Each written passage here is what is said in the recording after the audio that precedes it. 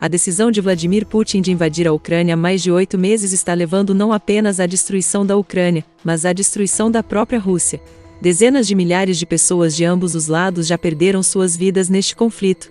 E isso, se somar aos mais de 7 milhões de ucranianos que deixaram seu país como refugiados, e aos mais de 1 milhão de russos que deixaram a Rússia como exilados.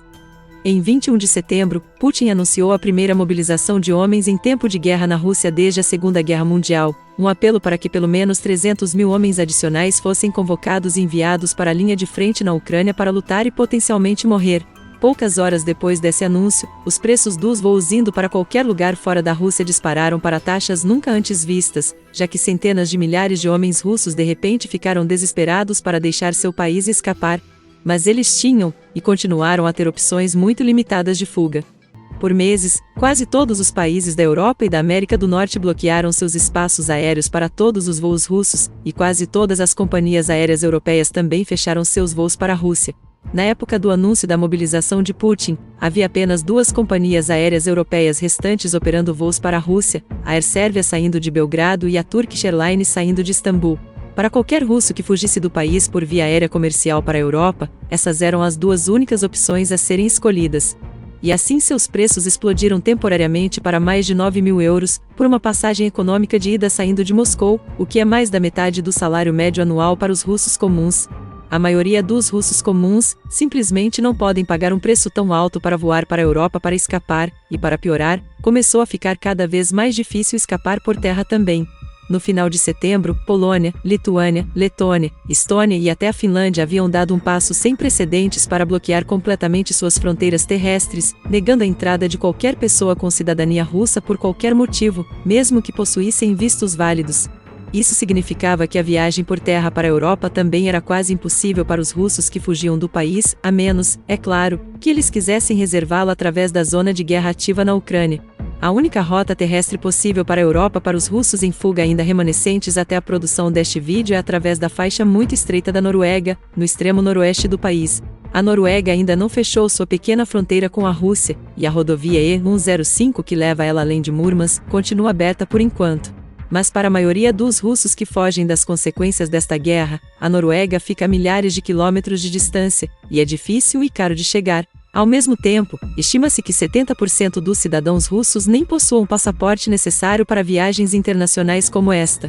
E isso significa que para a maioria dos russos que querem fugir do país, suas únicas opções realmente boas são o sul, nos ex-países soviéticos do Cazaquistão, Quirguistão, Geórgia e Armênia, onde todos ainda podem entrar sem visto e alguns até sem passaporte.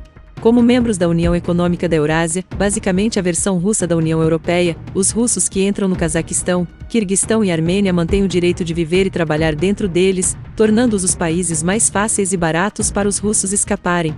Como resultado, imagens de satélite tiradas em 25 de setembro mostram um enorme engarrafamento de veículos russos desesperados tentando cruzar a fronteira para a Geórgia, potencialmente de até 30 quilômetros ou 19 milhas. De maneira semelhante, sinais de russos e carros tentando entrar no Cazaquistão podem ser vistos em vídeos que se estendem quase até onde a vista alcança. Centenas de milhares de russos já chegaram a esses 4 países, e tem mais chegando o tempo todo. Mas eles não são os únicos lugares para onde os russos estão fugindo.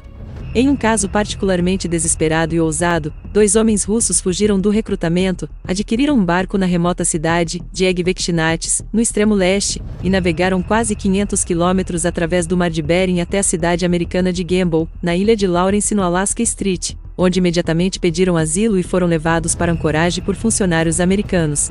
Muitos outros que não podiam escapar ou sair por qualquer motivo, começaram a pesquisar no Google como quebrar seus próprios braços ou membros apenas para evitar a convocação.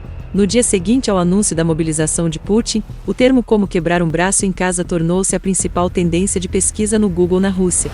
No total, apenas há um mês do anúncio da mobilização militar parcial de Putin na Rússia, mais de 700 mil pessoas, a maioria jovens em idade militar, fugiram do país para algum outro lugar no exterior. Mais que o dobro da quantidade de homens que Putin estava convocando, estavam fugindo do país. Isso também se somava aos mais de 500 mil russos que já haviam deixado o país antes mesmo do anúncio da mobilização. Pessoas de todos os tipos, desde youtubers, jornalistas e refugiados políticos com medo de sentenças de 15 anos de prisão por serem contra a guerra, milionários com medo de perder seus bens no Oeste, trabalhadores de tecnologia com medo de perder seus empregos ocidentais, junto com muitos outros motivos. Isso significa que pelo menos 2 milhões de russos deixaram o país desde o início da invasão da Ucrânia, representando a maior migração de russos do país na história, desde a Revolução de Outubro de 1917 e a ascensão dos bolcheviques ao poder. E isso nem quer dizer nada sobre o número desconhecido de homens russos sendo eliminados e incapacitados para o resto da vida na Ucrânia, que de acordo com estimativas dos Estados Unidos, já é de pelo menos mais de 90 mil baixas e feridos, com perdas de vida ucranianas provavelmente muito semelhantes. Esse já é o conflito mais mortal da Europa e do Japão desde 1945. E toda essa perda de pessoas para a guerra ou para a migração está apenas exacerbando o que já era indiscutivelmente o maior problema da Rússia e da Ucrânia antes da guerra. Suas populações já estavam em declínio terminal há décadas, e esta guerra só está piorando muito o problema. Pode ficar tão ruim que daqui a 20 anos, talvez nem reconheçamos a Rússia ou a Ucrânia como países da mesma forma que os vemos hoje, e eles podem nem existir mais como os conhecemos. Deixe-me explicar um pouco o que quero dizer. Esta à esquerda é a pirâmide populacional da Rússia, enquanto esta à direita é a pirâmide populacional da Ucrânia.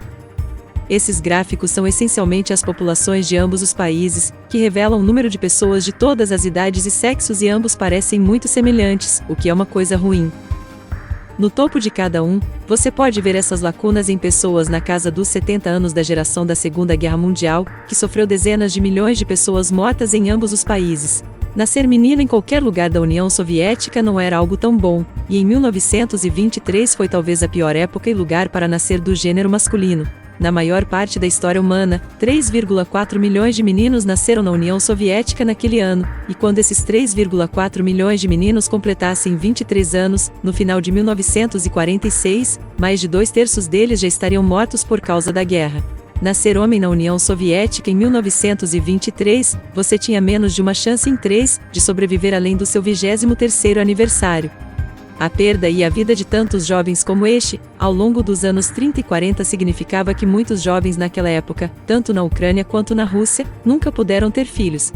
E isso significava que as crianças que eles nunca tiveram, simplesmente não existiram cerca de 20 anos depois, quando normalmente também teriam seus próprios filhos, causando um impacto populacional da geração perdida da Segunda Guerra Mundial. Por aqui em meados da década de 1960, sua população reduziu de forma assustadora. Esse problema da geração perdida da Segunda Guerra Mundial continua a se espalhar pela sociedade russa e ucraniana a cada 20 a 25 anos. Mas as duas últimas ondulações que atingiram a geração que está nascendo agora, surgiram quase precisamente em momentos de outras grandes crises nacionais, que apenas agravaram seus problemas para as populações de ambos os países. Em 1991, a União Soviética entrou em colapso no momento em que o segundo eco da geração perdida da Segunda Guerra Mundial estava começando. Com o colapso dos serviços e estruturas estatais da era soviética, houve um aumento vertiginoso nas taxas de alcoolismo, uso de ópio, suicídios, crimes e HIV, que atormentaram as populações da Ucrânia e da Rússia por anos, e fizeram com que a expectativa de vida despencasse, especialmente para os homens. Em meados da década de 1990, a expectativa de vida para homens russos e ucranianos era 17 anos a menos do que os homens na Europa Ocidental, e 13 anos a menos do que suas mulheres. Eles estavam quase no mesmo nível dos homens no Afeganistão e em muitos países da África, apesar de estarem em paz. E ao mesmo tempo, as taxas de migração para o exterior após o colapso da cortina de ferro e o comunismo explodirem, quando milhões de ucranianos e russos buscaram melhores oportunidades para si e suas famílias no exterior. Simultaneamente, enquanto as taxas de mortalidade e migração disparavam, o número de nascimentos para substituí-los estava caindo, uma situação que continua até hoje na Rússia. As mulheres ucranianas, mesmo antes da invasão, tinham apenas uma média de 1,16 filhos cada, a segunda menor taxa de nascimentos do mundo, atrás apenas da Coreia do Sul, e bem abaixo do nível natural de substituição da população de 2 filhos únicos por mulher. E ao contrário de muitos países ocidentais que compensam seu próprio baixo nível de natalidade com altos níveis de imigração, a Ucrânia teve uma taxa líquida negativa de imigração por décadas, com muitas vezes mais pessoas saindo a cada ano do que entrando. Então, naturalmente, como resultado de todos esses fatores, a população da Ucrânia literalmente diminuiu todos os anos desde 1993, passando de um pico de quase 52 milhões de pessoas logo no final da Guerra Fria, para pouco mais de 41 milhões imediatamente antes da invasão. Considerando também os 2,5 milhões de pessoas na Crimeia que foram perdidas para os russos em 2014, isso representa uma queda de quase 20% da população ucraniana em apenas 30 anos. E a situação da Rússia não é muito melhor, atormentada com os mesmos problemas sociais e médicos da Ucrânia após o colapso soviético. Nos 30 anos agora, desde 1992, a Rússia só viu 3 anos de crescimento populacional entre 2013 e 2015, enquanto todos os outros anos não passam de declínios contínuos, com uma taxa de natalidade atual de 1,5 filhos por mulheres no geral, e uma taxa de imigração ligeiramente positiva de pessoas vindas principalmente da Ásia Central. Os russos estão perdendo pessoas em um ritmo mais lento do que a Ucrânia, mas ainda estão perdendo um número assustador de pessoas. E os números oficiais de nascimento em toda a Rússia também enganam bastante. E se a população russa continuar diminuindo, a Chechênia e o Paquistão podem exigir mais autonomia de Moscou, ou mesmo independência novamente. E se um deles tiver sucesso no futuro, como a Chechênia, isso pode desencadear um efeito cascata, de mais e mais repúblicas internas declarando sua independência, podendo levar a uma desilusão ou mesmo ao colapso em toda a Federação Russa. Embora isso possa parecer improvável agora, lembre-se de que a Rússia tem sido um império multiétnico há séculos, e já entrou em colapso 2 vezes no século XVII e novamente em 1991. Não há garantia, com sua crise populacional e guerra na Ucrânia, de que isso não acontecerá ou não poderá acontecer novamente neste século. Mesmo com a tomada da Crimeia da Ucrânia em 2014, que teoricamente adicionou 2,5 milhões de pessoas à Rússia, a população total da Rússia hoje ainda é menor do que era antes do colapso da União Soviética em quase 1 milhão de pessoas, o que não era ajudado em nada pelos anos da pandemia de Covid-19. Somente em 2020 e 2021, devido ao excesso de baixas por Covid-19, e a uma taxa de natalidade e imigração ainda muito baixa, a população russa perdeu 7 milhões de pessoas, a maior perda de pessoas na Rússia em tempos de paz e a maior perda em geral desde a Segunda Guerra Mundial. E agora, em 2022, com o desencadear da maior guerra já vista na Europa desde a Segunda Guerra Mundial, esse problema populacional da Rússia que vem acontecendo nos últimos 30 anos, só vai ficar muito, muito pior do que já foi para a Ucrânia. Pelo menos 7,6 milhões de pessoas evacuaram o país e se tornaram refugiados desde o início da invasão, o que significa que quase 1 em cada 5 ucranianos antes da invasão deixou o país em menos de 8 meses. Essa é uma perda semelhante na população que a Ucrânia experimentou ao longo de 30 anos entre o colapso da União Soviética e a própria invasão russa, e implica que há apenas cerca de 33,5 milhões de ucranianos remanescentes no país agora, quase 20 milhões a menos do que houve imediatamente após o colapso soviético. Sem falar, é claro, do número desconhecido de soldados e civis ucranianos que perderam suas vidas ou ficaram gravemente feridos desde o início da invasão. E embora o número bruto de exilados da Rússia deixando o país não seja nem de longe tão grande ou catastrófico quanto o dos refugiados da Ucrânia, eles ainda são muito ruins para a demografia interna da Rússia.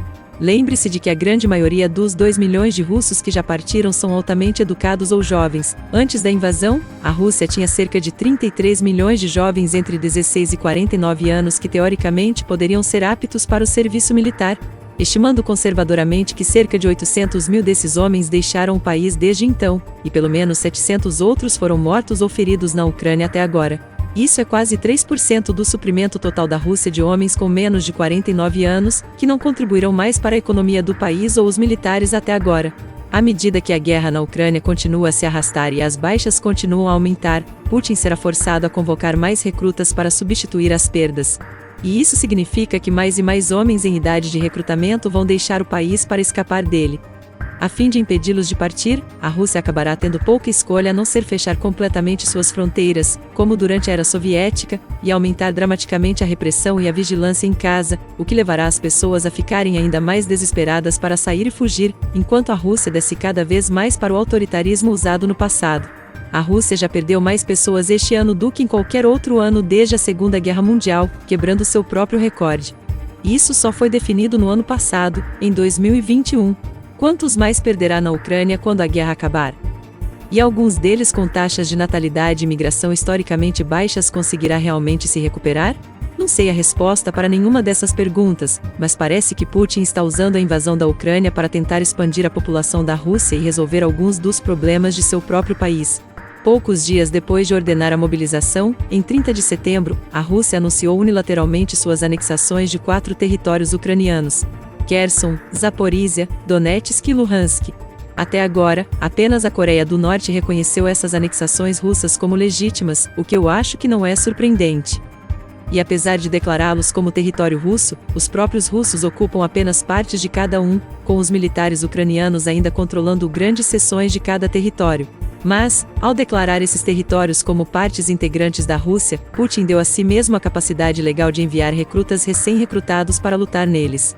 Segundo a lei russa, os soldados não podem ser legalmente enviados para lutar em guerras no exterior e só podem ser usados para defender a integridade territorial da própria Rússia. Portanto, agora que a Rússia declarou esses territórios como partes da Rússia, as centenas de milhares de homens que estão sendo recrutados podem agora ser legalmente enviados para lá para lutar contra os ucranianos. Além disso, a Rússia está roubando cerca de 9 milhões de civis da Ucrânia e adicionando à força à Rússia, o que na mente de Putin, pode ser um número suficiente para substituir as pessoas que seu país está perdendo.